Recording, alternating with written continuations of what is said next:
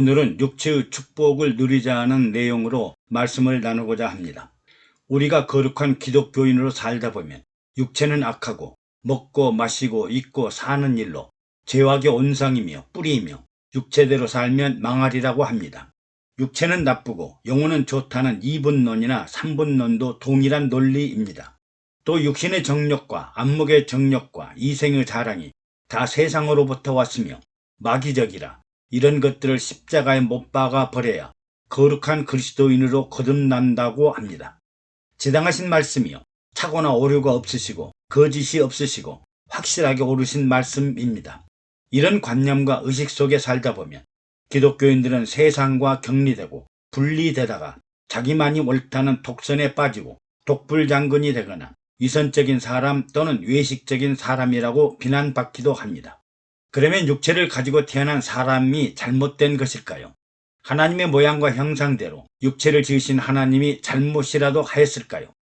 오히려 육체는 하나님이 주신 선물이며 축복이며 생기를 불어넣어 생명이 된 사람은 마음과 생각과 뜻과 계획을 통치받도록 하셨으니 대단한 축복을 받았습니다.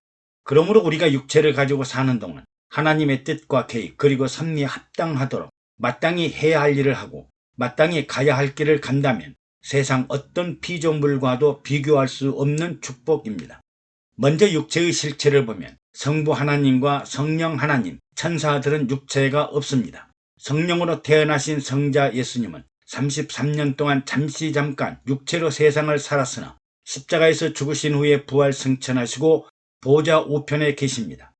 그러므로 육체는 하나님도 성령님도 가져보지 못하시고 천사들도 가져보지 못한 놀라운 축복의 선물입니다. 그런데 여러분, 누가 저에게 하나님이나 천사가 되겠습니까? 아니면 사람으로 살겠습니까? 하고 물으면 나는 주저없이 사람으로 살 것이라고 할 것입니다.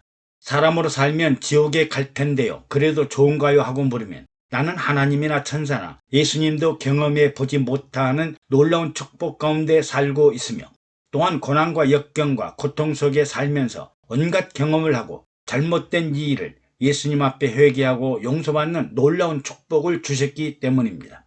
즉 회개와 용서의 축복은 인간이 육체 속에 살면서 흉과 허물과 죄가 있어도 사랑하시고 용서하셔서 영원한 미래의 소망인 천상천국에 살 수 있도록 하셨기 때문입니다.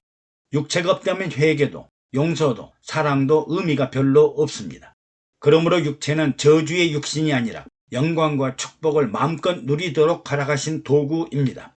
어렵고 힘들고 고통스럽고 질병으로 고생할 때는 육체가 저주스럽기도 하지만 반면에 보고 싶은 것을 보고 가고 싶은 것을 가고 먹고 싶은 것을 먹고 하고 싶은 일을 하는 것은 정말 기쁘고 즐겁고 흥미있는 일입니다. 하나님과 예수님 천사들은 콘서트홀에 가서 오케스트라 연주를 듣거나 야구장에 가서 응원의 재미를 겪어보시지도 못하고 높은 창공에서 패러글라이딩을 하면서 활공의 환호와 기쁨을 겪지도 못하시고 바다에 가서 윈드서핑을 하시지도 않을 테니까요. 그렇습니다. 사람은 하나님, 예수님, 천사들도 가져보지 못한 엄청난 축복을 육체를 통해 누리고 즐기고 환호하며 기뻐하며 살 수 있는 기회를 가진 것입니다. 그러므로 항상 기뻐하고 쉬지 말고 기도하고 범사에 감사하며 영광 돌리며 살아야 합니다. 다음에는 결혼에 관한 일입니다. 결혼은 사람이 태어나자마자 하나님께서 예비해 주신 최우선적인 축복입니다.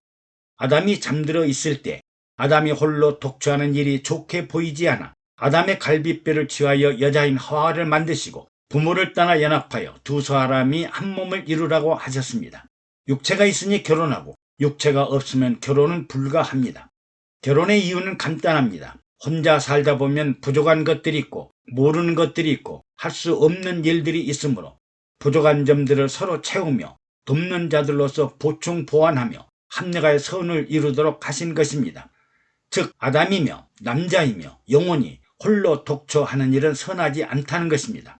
아담에게는 하와가, 남자에게는 여자가, 영혼에는 육체가 필요하다는 의미입니다. 그런데 요즘의 결혼 조건을 보면 황당한 일들이 많습니다. 하나님의 계획대로 아담과 하와가, 남자와 여자가 영혼과 육체가 결합한 것이 아니라 돈과 물질과 재력을 보고 권력을 참작하고 미모와 신장을 보고 또 부모들의 호불호를 따라 결혼합니다. 즉 본인들의 의사라든지 하나님의 뜻은 고려되지 않습니다. 이때 이는 내 살 중에 살이요 뼈 중에 뼈라고 하겠습니까? 차라리 이는 내 돈 중에 돈이요 부귀 중에 부귀요 권력 중에 권력이라고 하는 것이 옳을 것입니다. 여기서 행복이나 기쁨이나 생수나 활기가 있겠습니까? 오히려 욕망이 늘어날 대로 늘어나고 욕심이 부풀 대로 부풀어 부패한 삶이 되고 말 것입니다. 그러다가 뜻이 맞지 않으면 쉽게 이혼하고 결별해 버립니다. 어떻게 하면 육체가 편하게 살 것인가? 어떻게 하면 부와 명예와 건세를 누리며 호화롭고 남들이 부러워하는 삶을 살 것인가? 이런 생각 속에서 하나님 없는 욕망과 인간적인 사고로 결혼하다 보니까 얼마 가지 않아 이혼이 급증하고 이혼이 다반사처럼 여기고 싫으면 이혼하면 되고 어려우면 다른 사람과 재혼하면 되고 하나님의 선물인 자녀들을 팽개치고 또 나 홀로 사는 독신 남녀들이 증가하고 있는 현실입니다. 그러나 여러분, 이 결혼은 하나님도 예수님도 성령님도 천사들도 해보지 못한 놀라운 축복이며 육체를 가진 사람들에게 허락하신 최상의 축복입니다. 하나님, 예수님, 성령님, 천사들이 결혼을 해 보았다거나 아내를 사랑한다거나 자랑한다거나 자녀들을 사랑하고 자랑한다거나 부부간에 자녀들 간에 소박한 꿈을 이루면 좋아하고 즐거워하신 일이 없잖아요. 사람이기 때문에 어리석은 줄을 알면서 푼수처럼 아내 자랑, 자식 자랑, 돈 자랑, 권력 자랑하며 살아갑니다. 사람이기 때문에 결혼과 자녀가 고생인 줄 알면서 바보처럼 살아갑니다. 결혼과 자녀가 꽃길로만 생각한다면 얼마 있지 않아 이혼하고 말 것입니다. 결혼과 자녀가 개인들의 자유와 평안을 구속하고 방해한다고 생각하면 결혼하지 않을 것입니다.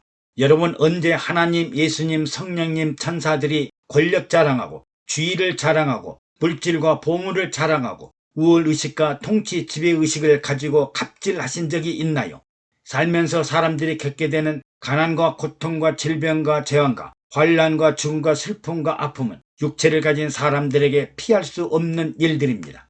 육체가 있기 때문에 어려운 관문을 통과해야 하고 또 하나님은 참고 인내하고 통과하는 문을 예수님을 통해 예비해 주셨고 꿈과 소망과 희망을 가진 사람들에게는 성령의 권능으로 소망과 개척적인 창의력을 보여주셨잖아요. 하나님, 예수님, 성령님, 천사들도 누려보지 못한 결혼의 축복을 왜 포기하시나요? 왜 결혼하지 않으세요? 고통, 고민, 슬픔, 아픔 없이 편하게 살고 싶다고요. 혼자 편안하게 살아도 육체에 다가오는 위기와 환난과 죽음과 슬픔, 고통을 피할 길이 없습니다. 혼자 독처하는 일은 하나님의 뜻이 아니요 하나님이 주신 축복을 버리는 일이요 극도의 이기적인 사고와 폐쇄된 생활을 함으로 고립된 생활을 할 수밖에 없습니다.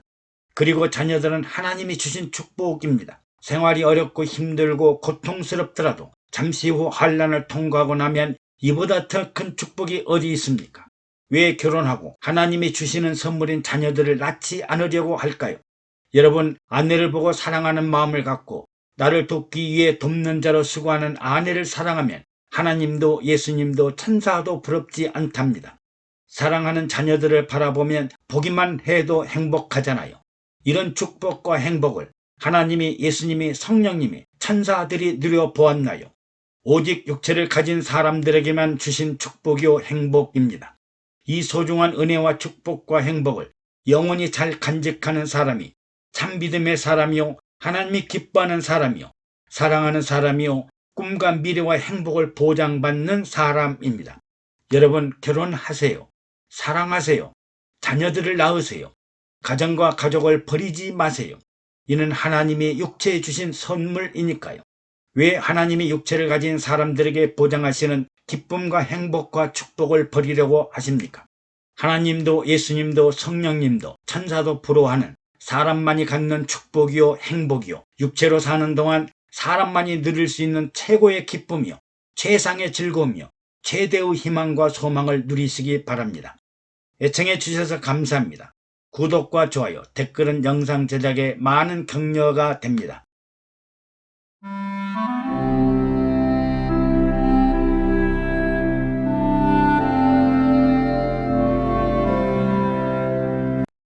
6월 3일 오늘은 유튜브 방송 첫 돌을 맞는 의미 있는 날입니다. 2022년 6월 3일에 유튜브 방송을 시작한 지 벌써 1년이 되었으며 지난 1년 동안 52편의 영상을 제작하여 거의 일주일마다 한 편씩 방영을 했으며 하나님 나라 지도자를 위한 생명나무와 선악과라는 책도 2판을 발간하여 친지들과 동역자 그리고 50여 국내 신학교에 배부를 했으며 많은 분들의 기도와 구독과 애청하신 은혜로 오늘까지 지속해 오고 있음을 진심으로 감사드리며 또 장차 상막과 교회를 발간하도록 더 열심히 노력하도록 하겠습니다. 오늘은 신앙 고백에 대해 말씀드리고자 합니다. 우리는 예배를 시작할 때 먼저 신앙 고백을 합니다. 이 신앙 고백은 우리의 마음과 생각과 신앙의 방향과 목적을 분명하게 고백하는 믿음의 신조이며 생활의 고백입니다. 로마 초대교회 시절에는 로마 군인들이 너희 왕이 천하를 지배하는 로마 황제 시저인가 아니면 어리석고 비참하게 십자가에 죽은 예수인가 하고 묻고 예수라고 하면 그 자리에서 창으로 찔러 죽였습니다. 이런 수많은 박해와 함께 예수님의 신성을 부인하는 이단 세력인 아리우스파가 나타나고 케린투스의 영지주의가 출현하자 이단적인 요소들을 배제하고 기독교 신앙의 본질인 삼위일체를 정식으로 체계화한 사도신경으로 신앙 고백을 하였습니다. 이 사도신경은 325년 콘스탄티누스 황제 때 니케아 종교회의에서 사도신경으로 채택하였고 모든 교회의 공통 신앙 고백이 되었습니다. 신앙 고백을 자세하게 이해하려면 먼저 유대인들의 신앙생활의 고백을 살펴보아야 합니다. 출애굽기 6장 7절에 너희로 내 백성을 삼고 나는 너희 하나님이 되리니 나는 애굽 사람의 무거운 짐에서 너희를 빼어낸 너희 하나님 여호와인 줄 너희가 알지라. 신명기 6장 7절에 너는 여호와 내 하나님의 성민이라. 내 하나님 여호와께서 지상 만민 중에서 너를 자기 기업의 백성으로 택하셨나니. 출애굽기 19장 6절에 너희가 내게 대하여 제사장 나라가 되며 거룩한 백성이 되리라. 이 내용을 살펴보면 하나님께서 이스라엘 백성을 애굽에서 구원하신 이유는 이스라엘로 내 백성을 삼고 나는 이스라엘의 하나님이 되기 위함이라고 선언했습니다. 이스라엘 백성들은 하나님이 우리를 백성으로 삼으시고 우리들의 하나님이 되기 위해 애굽에서 구원하셨다는 믿음의 신앙을 잃지 않고 고백했습니다. 전지전능하시고 무소부재하시고 절대자요 창조주 하나님이 이스라엘을 자기 기업의 백성으로 삼으셨으니 이런 자랑과 영광과 기쁨이 어디 있겠습니까? 그러면 당시 애굽에서 이스라엘 민족들의 현실은 어떠했을까요? 이스라엘 민족은 요셉이 죽고 난 후에 애굽의 종으로 전락하여 400년 동안 노예 신분으로 살았습니다. 종으로 태어나 종으로 살다가 종으로 죽었으며 자녀들과 후손들도 모두가 종의 신분으로 살면서 평생 동안 피라밋, 스핑크스, 오벨리스크와 같은 초대형 건축물을 축조하는 일에 동원되어 강제 노역과 온갖 폭정에 시달려야 했으므로 400년 동안 인권이나 생명이 무참하게 짓밟히고 비참하게 살았습니다. 그들의 고통을 생각하면 차라리 태어나지 않는 것이 좋았을 것입니다. 심지어 애굽 사람들도 너희의 신 하나님은 어디에 있느냐고 조롱하며 무시를 했습니다. 그런데 가난하면서 천민이면서 하층 피지배 민족이면서도 인구는 기하급수적으로 늘어나 애굽 지배자들의 공포의 대상이 되었습니다. 지배계층인 애굽 사람들은 인구가 줄어드는데 이스라엘 백성들은 마치 물고기가 알을 낳듯이 어마어마하게 증가했기 때문입니다. 이스라엘 백성들의 하나님의 성민과 선민이 된 것은 부자여서도 아니고 신체가 장대하거나 건장해서도 아니고 잘생겨서도 아니고 지혜가 뛰어나서도 아닙니다. 그저 400년 동안 그들은 아브라함의 하나님, 이삭의 하나님, 야곱의 하나님, 우리 민족의 하나님만을 부르며 무기력하게 살았습니다. 지위나 신분이 천하고 천한 백성들, 의지할 곳 없는 백성들, 불쌍한 백성들이지만 내가 너희 하나님이 되고 너희는 내 백성이 되리라고 선언하신 것입니다. 여러분, 세계 역사상 400년 동안 고통과 고난을 참고 인내하며 이겨낸 백성들이 있을까요? 눈치 빠르고 약삭 빠른 사람들이라면 재빨리 지배국민으로 동화되고 말았을 것입니다. 그러나 이들은 폭동이나 밀란을 일으키지 않고 험악한 고통을 하나님께 기도하며 살았습니다. 이런 백성들을 하나님이 기업으로 삼으시고 제사장 나라요 거룩한 백성으로 선택하시고 성민이 되게 하였습니다. 바로 이스라엘이 자랑하는 성민 사상과 선민사상입니다. 또 하나님은 이스라엘에게 부유한 나라, 군사적인 강대국, 최고의 선진대국 등 정치, 경제, 군사적으로 강한 나라를 약속하지 않았습니다. 오히려 하나님께 제사하는 나라, 거룩한 나라, 하나님이 통치하고 지배하는 제사장 나라로 선택하신 것입니다. 즉 강력한 율법과 은혜의 성막을 통해 신성국가, 신본주의 국가를 이룩하여 이스라엘을 보배로운 백성이요 머리가 되고 꼬리가 되지 않는 뛰어난 백성을 만들려고 하였습니다. 그래서 오늘날 유대인들이 세계 어디를 가든지 정치, 경제, 사회, 과학 모든 분야에서 지도자적인 위치와 주도적인 위치를 차지하게 된 것입니다.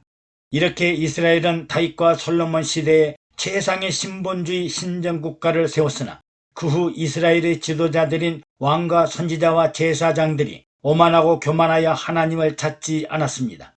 지도자들이 온갖 불법과 불의와 부정과 타락에 빠지자 왕은 눈이 뽑히고 귀족들은 발가벗긴 몸으로 포승줄에 묶인 채 이국만리 바벨론의 포로로 잡혀갔다가 70년 후에 돌아오게 됩니다. 국가와 나라와 민족이 젖을 먹고 꿀맛을 보자 하나님을 잊어버렸습니다. 생활의 축복, 건강의 축복은 얻었으나 영혼의 축복을 상실하자 버림받았습니다. 그러므로 신앙 고백은 어려운 고통이나 고난이 있을 때는 신령과 진정으로 고백하지만 사람이 꿀맛과 단맛을 보고 나면 영혼이 시들거나 병들어 버리고 맙니다. 다음은 교회의 신앙 고백입니다. 예수님이 가이사랴 빌립보 지방에 이르러 제자들에게 사람들이 인자를 누구라 하느냐고 묻자 더러는 세례 요한이라 하고 더러는 엘리야라고 하고 어떤 이는 에레미야나 선지자 중에 하나라고 하나이다고 하자 그러면 너희는 나를 누구라 하느냐고 제자들에게 묻자 시몬 베드로가 주는 그리스도시요 살아계신 하나님의 아들이니다라고 대답합니다. 이에 예수님은 바요나 시몬아 내가 복이 있도다. 이를 내게 알게 한 이는 혈육이 아니요 하늘에 계신 내 아버지시니라. 내가 너에게 이르노니 너는 베드로라. 내가 이 반석 위에 교회를 세우리니 음부의 권세가 이기지 못하리라. 내가 천국 열쇠를 내게 주어 내가 땅에서 무엇이든지 매면 하늘에서도 맬 것이요 내가 땅에서 무엇이든지 풀면 하늘에서도 풀리리라고 하였습니다. 이 유명한 고백이 베드로의 신앙 고백이요 교회의 설립 기반이 되는 교회의 신앙 고백입니다. 초대교인들은 믿음을 상징하는 비밀스런 언어로 물고기를 사용했습니다. 물고기는 그리스어로 익투스라고 하며 예수님은 그리스도시요 하나님의 아들이며 구세주 구원자라는 상징을 익투스 물고기에 비유하였습니다. 익투스는 이에수스 크리스토스 예수는 그리스도이시며 데우히오스 하나님의 아들이요 소테르 구원자라는 단어의 첫 글자들로 이루어진 단어입니다. 초대 기독교 신자들이 로마의 박해를 피하기 위한 은밀한 암호로 물고기를 사용했는데 이는 십자가와 함께 기독교 신앙을 상징하게 되었습니다. 이 신앙 고백을 자세히 생각해 볼 필요가 있습니다. 동정녀 마리아에게서 육신의 형체를 가지고 태어난 예수님은 분명히 사람이면서 그리스도입니다.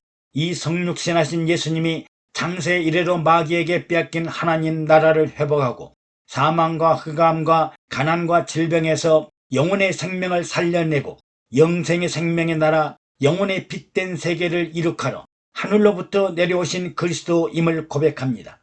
그래서 예수님은 육신의 질병으로 고생하는 문둥병자, 소경된 자, 안진뱅이, 절뚝발이, 벙어리, 귀신 들린 자들을 치료하시고 그들에게 참된 하나님의 영혼의 세계, 영원히 살아 숨쉬는 빛된 세계로 인도하셨습니다. 그들에게 정결함과 성결함 속에 살게 하시고 눈을 열어주시고 마음의 문을 열어주시고 육체의 건강과 생명력을 보장하신 그리스도임을 고백합니다. 또 예수님은 하늘로서 내려온 하나님의 아들임을 고백합니다. 하나님의 아들인 예수님은 그동안 비밀에 가려진 아버지 하나님과 하나님 나라의 실체를 알려주시고 보여주시고 깨닫게 하시고 십자가 죽음의 의미를 알게 하시고 장차 일어날 부활이 무엇인지 영생이 무엇인지 공중혼인잔치와 천년왕국에 대하여 자상하게 설명을 하였습니다. 즉 사람이 어디서 와서 왜 살며 장차 어디로 가는지를 정확하게 알려주셨습니다. 또 예수님이 유대인들의 창세 이래로 기다리던 메시아 구원자임을 고백합니다. 구원자에 대한 이해를 빨리 하기 위해서 사회 구원과 개인 구원을 이해하면 쉽습니다. 하나님은 사회 구원을 통해 개인을 구원하려고 하셨다면 예수님은 개인 구원을 통해 사회 구원을 하려고 하였습니다. 사회 구원은 나라와 민족과 국가 전체를 먼저 구원하여 개개인들에게 반사적인 은혜와 축복과 생명을 보장받도록 했습니다. 태양이 밝게 떠올라 온 세상을 밝히고 비가 온천한 만민에게 골고루 내려도 여전히 음지가 있고 어두운 흑암이 존재하고 그늘 속에 가려진 사람들이 있었습니다. 또 오늘날 이들을 보호하려는 사회적인 운동이 많이 일어나고 있습니다. 그러나 예수님은 가난과 질병과 재앙과 사망에 빠진 개인들을 직접 찾아와서 내가 나를 믿느냐 하시고 믿는 자들에게 특별 은혜와 특별 은총의 기적을 체험하게 하시고 나를 따르라고 하셨습니다. 예수님은 개인 구원을 하시고 나를 따르라고 하신 것입니다. 그러면 오늘날 예수님은 십자가에 죽으시고 부활 승천하셔서 하나님 부편에 앉아 계시는데 우리는 어떻게 예수님을 따라야 할까요? 바로 그리스도의 신부가 되는 교회, 그리스도가 몸이 되는 교회, 그리스도가 머리가 되는 교회에 나가서 예수는 그리스도시요 하나님의 아들이며 구세주라는 신앙 고백을 해야 합니다. 예수님은 교회를 통해 개인들의 영혼을 회복하고 부활 영생을 통해 희망과 소망을 주셔서 영생의 나라에 들어가도록 개인 구원을 통해 나라와 민족, 사회 구원을 하도록 하셨습니다. 그러므로 교회의 본질은 예수는 그리스도시요 하나님의 아들이요 구원자라는 신앙 고백을 통해 예수님을 찬양하고 경배하고 기도하고 영광과 존귀함을 돌리는 사명과 본질을 잊어서는 안 됩니다. 교회는 어린 양의 신부들이 모이는 곳이요 성결하고 정결한 신부들이 모인 것이요 사랑과 생명의 공동체이며 부활 후 재림하실 그리스도와 함께 공중환인잔치에 참여하고 신랑 되신 그리스도와 함께 천년왕국에서 그리스도와 함께 영원히 함께 살아갈 그리스도의 신부들을 꽃단장하고 양성하는 것이 바로 교회입니다. 오늘날 교회는 부자들이 모인 교회, 정치 지도자들이 많이 모인 교회, 사회적인 신분과 덕망이 높으신 분들이 모인 교회, 성공하고 출세한 분들이 많이 모이는 교회, 이런 교회가 좋은 교회요, 목회를 잘하는 교회요, 인정받는 교회라고 오해를 합니다. 예수님은 부자나 건강한 자나 강력한 권력자나 힘자랑하는 사람들의 통치자가 아니라 문둥병자, 안진뱅이, 귀머거리, 소경된 자, 귀신 들린 자들을 구원하여 하나님의 자녀를 만들고 마귀가 다스리던 세상을 하나님 나라로 만드는 구세주이십니다. 우리는 다시 한번 이스라엘의 신앙 고백과 교회의 신앙 고백을 유익 있게 생각하고 신앙과 믿음의 본질을 회복해야 합니다. 이스라엘 백성들의 신앙 고백이 400년 동안 종과 노예로 버림받은 사람들을 거룩한 성민과 선민으로 만드신 하나님의 직접 통치의 구원의 역사였습니다. 이제 우리는 교회를 통해 무능하고 무지하고 힘없고 소망도 없고 꿈도 없고 의지할 곳도 없는 사람들을 구원하시고 예수님이 그리스도시요 하나님의 아들이요 메시아 구세주임을 고백하는 대역사에 참여하는 귀한 존재들임을 생각해야 합니다. 신앙 고백은 습관적으로 그냥 남이 하니까 하고 이단이라는 비난을 받지 않기 위해 의식적 형식적으로 하는 고백이 아니라 마음과 생각과 신앙생활의 방향과 목적의 본질이며 믿음과 생활의 신조가 되는 고백을 해야겠습니다. 애청해 주셔서 감사합니다. 여러분들의 구독과 좋아요 그리고 댓글은 영상 제작에 많은 격려가 됩니다.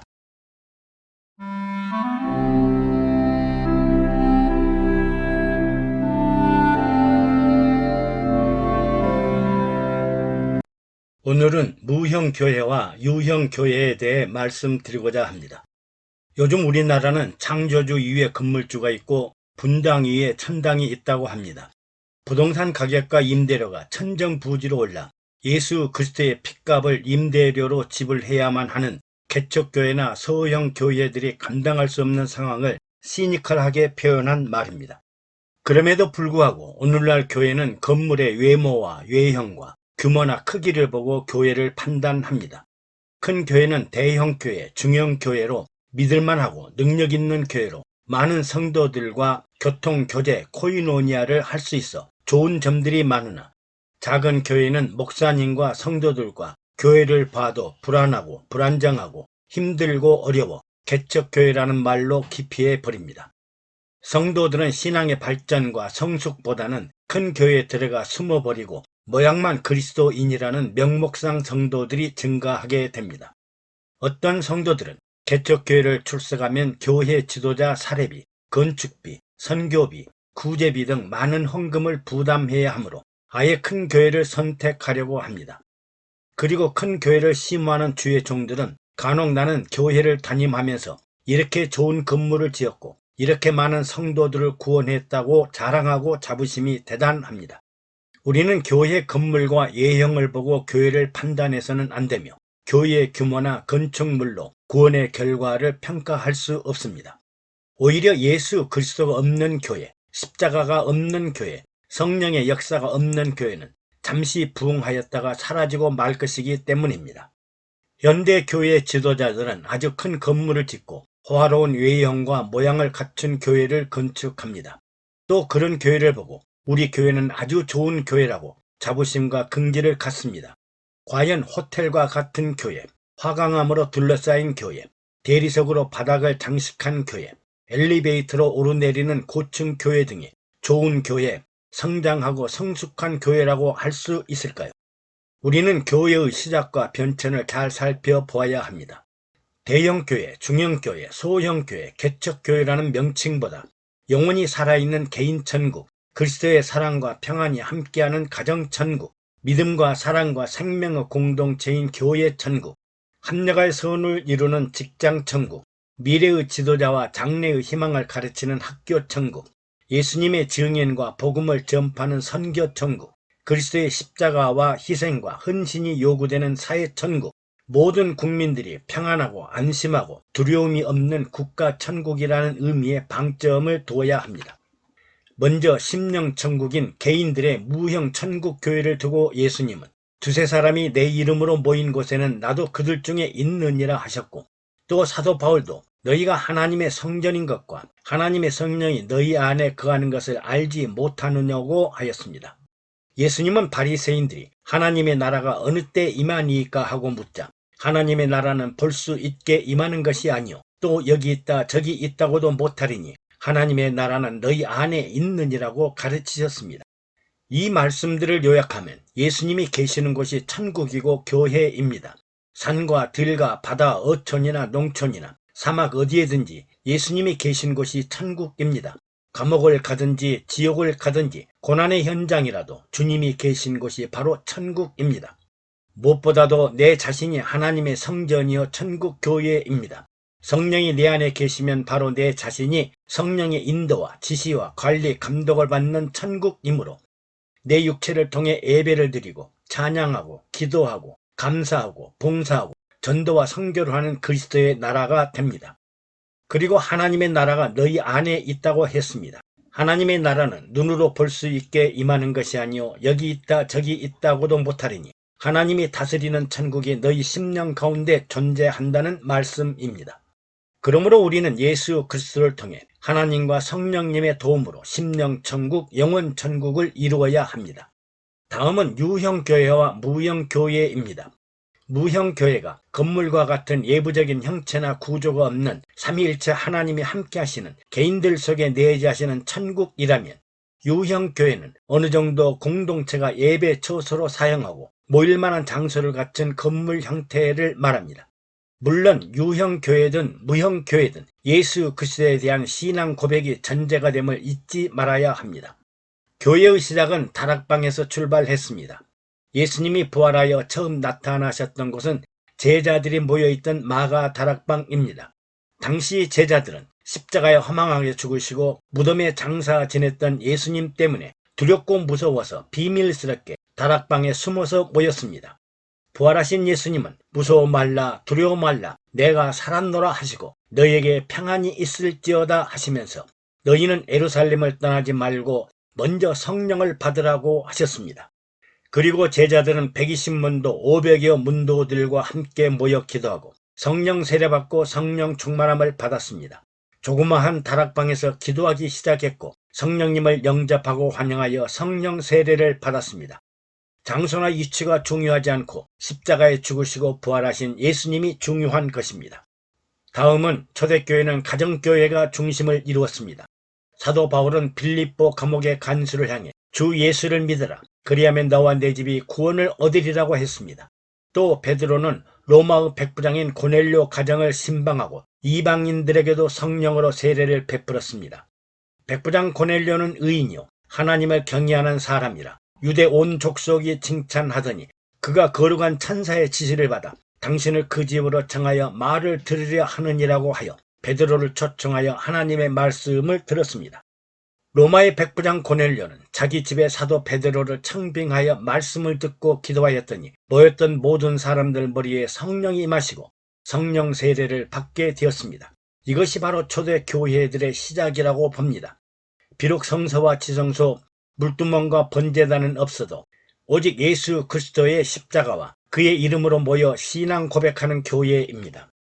다음은 로마의 카타콤, 무덤 교회를 볼 수 있습니다. 당시 로마는 세계 최대 문명과 문화의 중심지였습니다. 교회는 로마 황제 시저의 핍박과 환란을 피하기 위해 무덤 속에 교회를 세우고 예배를 드렸습니다. 로마의 공동 묘지 지하에 엄청난 규모의 지하 무덤 속에 교회를 세웠음에도 불구하고 오늘날 교회를 능가할 정도의 성도들이 예배를 드렸습니다. 카타콤 교회는 콘스탄티누스 황제가 313년 기독교를 국교로 인정할 때까지 거의 150년에서 200년 동안 무덤 속에서 예배를 드렸습니다. 성도들은 지하 무덤 안에서 생활하고 거기서 죽은 사람들까지 있어 무덤 한 구석에 장사 지내기도 했습니다. 오늘날 어떤 교회 지도자가 무덤 속에 교회를 세우겠습니까? 이런 환란과 핍박을 이겨낼 지도자가 있을까요? 아니면 누추한 지하실에 교회를 세우려 할까요? 현대인의 사고로는 상상할 수 없습니다. 도시는 최고로 발달되었으나 교회는 최악의 지하 무덤 속에서 성장하였습니다. 그러고 보면 오늘날 교회는 너무나 훌륭한 건물과 좋은 시설 속에 세워지고 있습니다. 다음은 소아시아에 있는 갑바도기아의 바위 동굴 속 교회입니다. 이들은 로마인들의 핍박과 박해를 피하기 위해 바위에 동굴을 파고 교회를 짓고 또 집도 짓고 살았습니다. 현대인들의 사고로는 이해할 수 없는 상황이었습니다. 교회는 건물의 외형이나 외모를 보고 판단하는 오류를 범하지 맙시다. 예수님도 당시 이방인 헤롯 왕이 짓는 예루살렘 성전을 건축하는 것을 보시고 내가 너희에게 이르노니 성전보다 더 큰 이가 여기 있느니라 하시고 제자 중에 하나가 선생님이여 보소서 이 돌들이 어떠하며 이 건물들이 어떠하니까 예수께서 이르시되 내가 이 큰 건물들을 보느냐 돌 하나도 돌 위에 남지 않고 다 무너뜨려지리라고 경고하셨습니다. 교회는 외형이나 외모가 아니라 예수 그리스도의 이름과 십자가가 본질입니다. 그러면 카타콤 교회는 어떻게 성장했을까요? 로마가 교회를 핍박할 때 로마 군인들은 칼과 창을 들고 너희 왕이 시저인가 아니면 예수인가? 시저라고 하면 살려둘 것이요 예수라고 하면 죽일 것이다 하고 압박을 했습니다. 성도들은 압박과 핍박 속에서도 나의 왕은 예수 그리스도입니다 하고 시인하자 그 자리에서 창과 칼로 죽이고 말았습니다. 로마 황제는 일부러 자신이 대형 화재를 저질렀음에도 불구하고 기독교인들이 사회 불만을 품고 방한을 했다는 거짓 소문을 퍼뜨리고 로마 원형 경기장에 사자들을 풀어놓고 성도들이 사자들의 먹잇감이 되도록 하였습니다. 그때 베드로의 코바디스 도미네 주여 어디로 가시나이까는 유명한 실화입니다. 성도들이 사도 베드로를 피신시키고자 하여 로마를 떠나게 합니다. 한참을 가는데 주께서 베드로 앞에 나타나셨습니다. 압박과 핍박을 피해 로마를 떠나는 베드로와 순교 현장으로 향하는 예수님이 마주친 것입니다. 이때 베드로는 주여 어디로 가시나이까 하고 묻자 주님은 내가 버리고 떠난 로마의 내 양들을 위하여 가노라고 하자 베드로는 자신의 잘못을 눈물을 흘리며 크게 뉘우치고 로마로 돌아가 십자가에 거꾸로 매달려 순교의 길을 선택했습니다. 교회는 예배하는 처소의 존재 여부에 따른 유형교회, 무형교회, 또 교회를 운영하는 조직 여부에 따라 조직교회, 비조직교회로 구분하지만 개인 천국, 가정 천국, 교회 천국, 학교 천국, 세상 천국, 국가 천국 등 예수 그리스도를 향한 믿음과 신앙의 본질이 중요합니다. 교회가 권능을 가지고 강력하게 흥황하려면 본질에 충실해야 기적과 이적이 나타나고 하나님 앞에나 사람들 앞에 칭송받는 교회가 됩니다. 애청해 주셔서 감사합니다. 여러분들의 구독과 좋아요 그리고 댓글은 영상 제작에 많은 격려가 됩니다.